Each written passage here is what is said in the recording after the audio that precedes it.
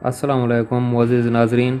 बैनुल-अक़वामी मालियाती fund IMF का कहना है कि आलमी मईशत रवां साल 3% तक सिकुड़ेगी, क्योंकि कई दहाइयों में पहली बार दुनिया भर के ममालिक की मईशत तेज़ी से सिकुड़ रही है। IMF ने इस आलमी मंदी को सन 1930 की दहाई में आने वाले ग्रेट डिप्रेशन के बाद आने वाला बदतरीन बहरान करार दिया है। इदारे ने कहा है कि वबाई मर्ज़ ने दुनिया को ऐसे बहरान से दो चार किया है जैसा पहले कभी नहीं किया।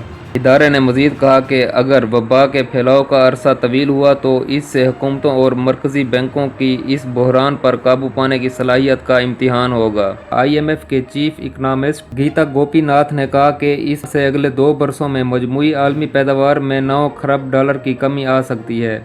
अगरचा IMF की ताज़ा तरीन रिपोर्ट आलमी मईशी आउटलुक ने बरतानिया, जर्मनी, जापान, अमेरिका जैसे ममालिक में इस वबा के खिलाफ तेज़ और बड़े पैमाने पर रद्द अमल की तारीफ़ की है, लेकिन रिपोर्ट में कहा गया है कि कोई भी मुल्क इस बहरान से नहीं बच सकेगा। ये उम्मीद जाहिर की गई है कि अगर सन 2020 के दूसरे निस्फ में ये वबाई मर्ज़ कम हो जाता है तो अगले साल आलमी सतह पर माशी तरक्की की रफ्तार तेज़ होकर 5.8% हो जाएगी।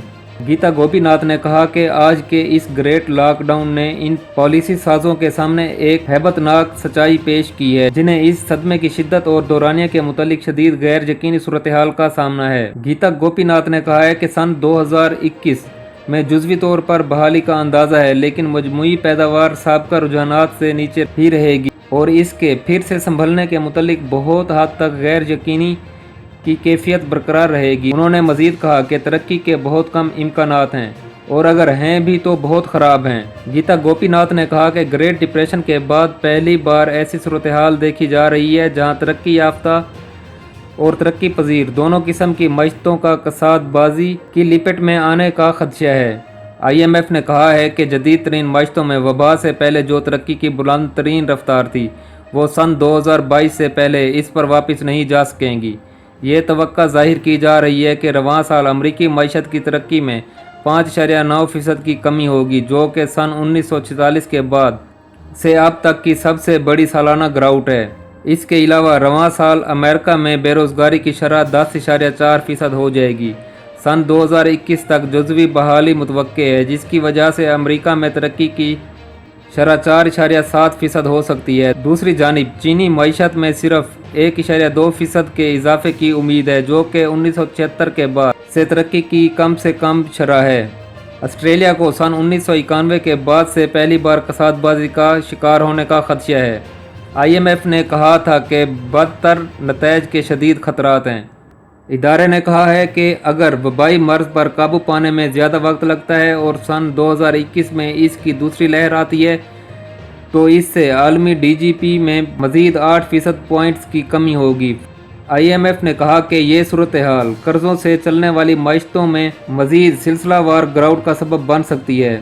इदारे के मुताबिक सरमायाकार बाज़ ममालिक को कर्ज देने पर राज़ी नहीं होंगे और जिसकी वजह से शरह सूद में इजाफा हो जाएगा। अगरचे तवील मुद्दत तक रहने वाला लॉकडाउन से मुआशी सरगर्मियों में रुकावट आएगी।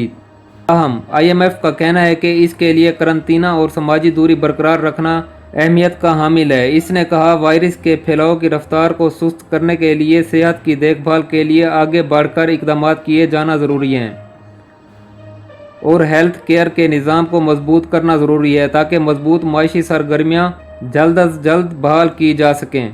वसी पैमाने पर वबा के फैलाव और समाजी दूरी की अदम मौजूदगी में अदम यकीन और खिदमात की कम मांग से सूरत हाल मज़ीद ख़राब होगी। IMF ने वबाई मर्ज़ से निपटने के लिए 4 तरजीहात तय की हैं। इसमें सेहत की देखभाल के लिए शोबे के लिए मज़ीद रकम, मज़दूरों और तिजारत के लिए माली मुआवनत, मरकज़ी बैंक की हिमायत को जारी रखना और बाजियाबी के वाज़े मनसूबे शामिल हैं। इदारे ने दुनिया पर जोर दिया है कि सब मिलकर इलाज और वैक्सीन दरियाफ्त करें और इन्हें तकसीम करें। फ़ंड ने मज़ीद कहा कि बहुत सारे तरक्की पजीर ममालिक को आने वाले महीनों और बरसों में कर्ज़ों में रिलीफ की ज़रूरत होगी। मुअज़्ज़िज़ नाज़रीन, आपसे गुजारिश है कि इस चैनल को सब्सक्राइब करें, इसे लाइक करें और इसे शेयर करें। कमेंट देकर अपनी राय का भी ज़रूर इजहार करें। शुक्रिया।